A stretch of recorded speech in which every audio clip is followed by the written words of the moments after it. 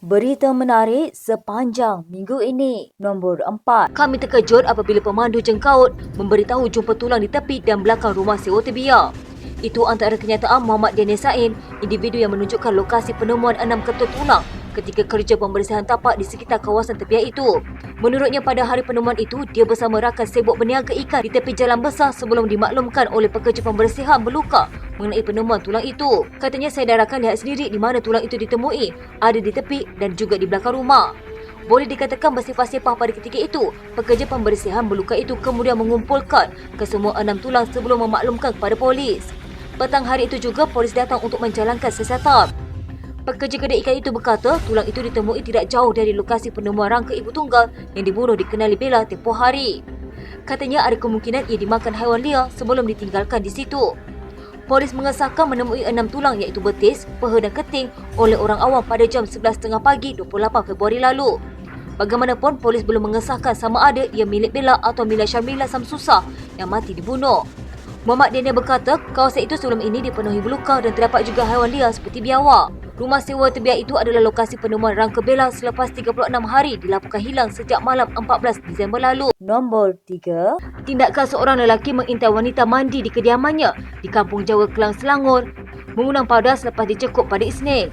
Ketua Polis Daerah Kelang Selatan, Assistant Commissioner Cha Hong Fong berkata, kejadian itu diketahui suami wanita terbabit selepas menerima panggilan daripada jirannya kira-kira jam 9.30 malam apabila melihat suspek menghendap tingkap tandas rumah teres itu. Menurutnya, suami wanita terbabit yang tidak berada di rumah segera menghubungi isterinya berusia 28 tahun itu sebelum dimaklumkan baru selesai mandi. Katanya suspek yang dihampiri oleh jiran mangsa kemudian terus melarikan diri. Suami mangsa segera pulang ke rumah sebelum berusaha mengesah suspek terbabit berdasarkan butiran yang diterima daripada jirannya hingga berjaya menangkapnya di belakang sebuah restoran di kawasan terbabit. Beliau berkata polis yang menerima maklumat telah ke lokasi terbabit untuk membuat tangkapan bagi tindakan lanjut. Katanya suspek warga tempatan berusia 20 tahun direman 3 hari untuk siasatan di bawah Seksyen 509 Kanun Kesesaan dan Seksyen 14 Akta Kesalahan Kecil 1955. Katanya pegawai penyiasat kes dalam usaha untuk melengkapkan kertas siasatan dan akan merujuk kepada Timbalan Pendakwa Raya dalam masa terdekat untuk arahan lanjut. Tegasnya, polis mengingatkan orang ramai agar menjaga tingkah laku dan keharmonian hidup bermasyarakat supaya ketenteraman awam terpelihara. Nombor 2. Lelaki 3 anak dikenali Hot Daddy atau dua kekasihnya sekali lagi dihadapkan di mahkamah atas tuduhan menjual video lucah 2 bulan lalu. Hasli Ikhwan Arif Zul Hasli, Nur Hidayah Mahadi dan Nur Syazrina Mat Zamri mengaku tidak bersalah sejurus pertuduhan dikemukakan terhadap mereka di hadapan Magistrate Nurul Izzah Saharuddin. Pada masa sama, Hasli Ikhwan dan Nur Hidayah membuat pengakuan itu kerana kesalahan memiliki bahan lucah di depan Hakim Mahkamah Seksyen Nur Hasniah Abdul Razak. Mengikut pertuduhan di Mahkamah Magistrate, ketiga-tiga mereka didapati menjual rakaman video lucah di Pejabat Bagi Siasatan Jenayah Maksiat, Judi dan Kongsi Gelap di Seven di Wang Semaju antara 11.47 dan 11.54 malam pada 15 Januari lalu. Pertuduhan mengikut Seksyen 292(a) Kanun Kesiasaan yang dibaca bersama Seksyen 34 Kanun Kesiasaan yang memperuntukkan hukuman penjara hingga 3 tahun atau denda atau kedua-duanya jika disabitkan kesalahan. Di Mahkamah Seksyen pula, Hasli Ikhwan dan Nur Hidayah didakwa dalam memiliki bahan lucah bertentangan kesopanan awam ketika berada di pejabat sama pada jam 4 petang pada 22 Januari lalu. Kesalahan mengikut Seksyen 5(1)(a) Akta Penafisan Filem 2002 yang membawa hukuman denda antara RM10,000 hingga RM50,000 atau penjara tidak lebih 5 tahun atau kedua-duanya sekali jika disabitkan kesalahan.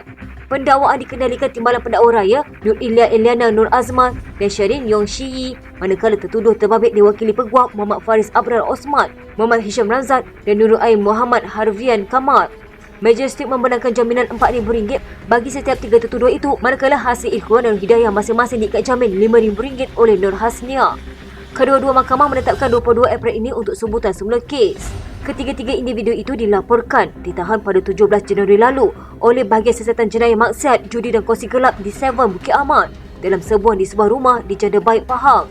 Siasatan polis mendapati suspek menjual video berkenaan dalam aplikasi X dengan harga RM100 dan RM20 masing-masing bagi 200 serta 13 video sebulan. Nombor 1.